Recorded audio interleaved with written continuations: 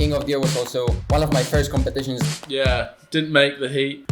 You know, it might sound a bit arrogant. Didn't make the next heat. I think I call bullshit on that. Just kind of stopped. I look at him. I was like, "You." I'm preparing for the worst of the worst. Done. Went home. Yo, Nicky boy, what's up? What's happening, Max? You're in Cape Town? Yes, I'm in Cape Town. How is it to be back on the water in Cape Town again after the COVID season in Denmark? I have no idea because we didn't really have any wind, so I haven't been out yet.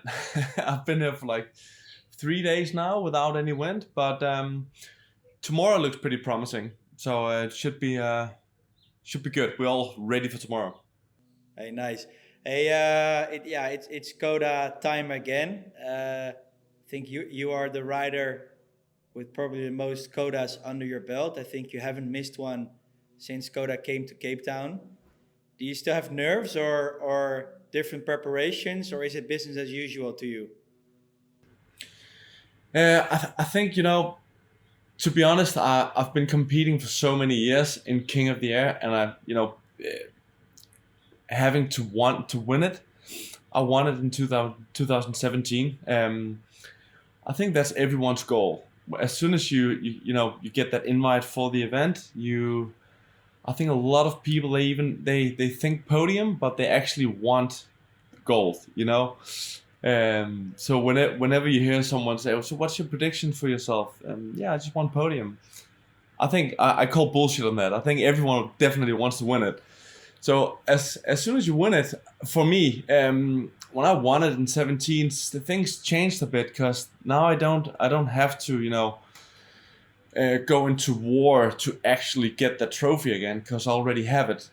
Which it might sound a bit arrogant, but that's just how I feel. And from now on, if I win it, it's just a super wild bonus to have. So definitely, I'm still going for the win, sure. But I already won it once, so I don't need to prove myself or anything. So I'm pretty content with having a win under my belt. Yeah. Okay. Hey, and you have done so many editions. Can you pick one memorable moment from all these editions that is sort of an inside scoop? That's something you experienced you want to share, which was a pretty crazy story. Yeah, there's so many. I don't know which one to pick, but I think for me personally, 2017 was definitely a day to remember event-wise, because back then it was at Big Bay, Blåberg, and not Kite Beach here in where we live now in Tableview. So we started the event, and it was I think like first of the second heat that I was supposed to be in, I was just riding upwind from the event, and I was just messing around, and I did something stupid where I hit a wave, and this is outside the competition area. I was just waiting for that heat to get over and done with, and then then it was my heat. So I was just upwind waiting. My clock was like on it, and I was just super hyped and ready to go.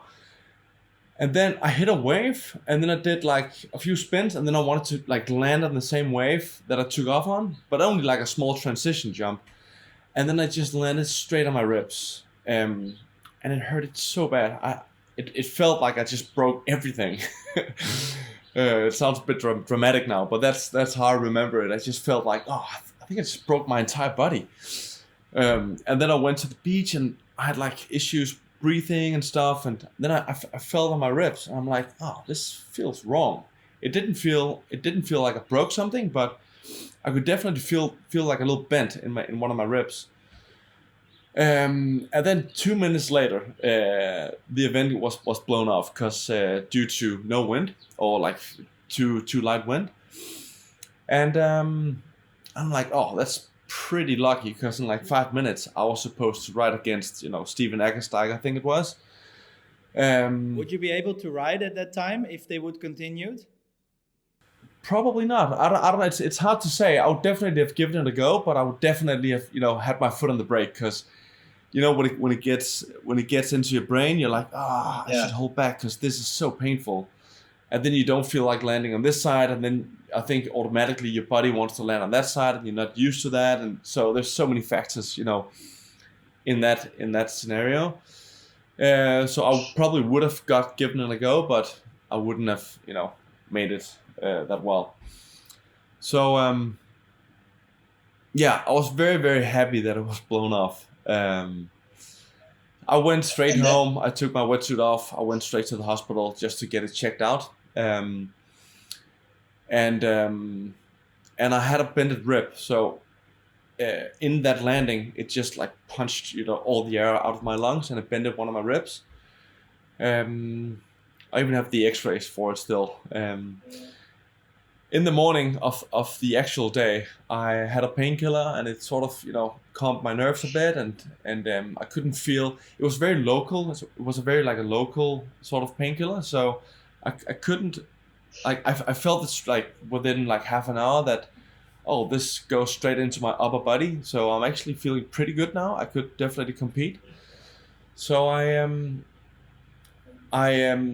but so I went to the beach, and I was, preparing myself to actually compete. Otherwise, I would have pulled out, days before that. But I felt good. I felt comfortable, and King of the Air is only once a year, so you don't want to miss it, and it's a pretty big and important event to compete in.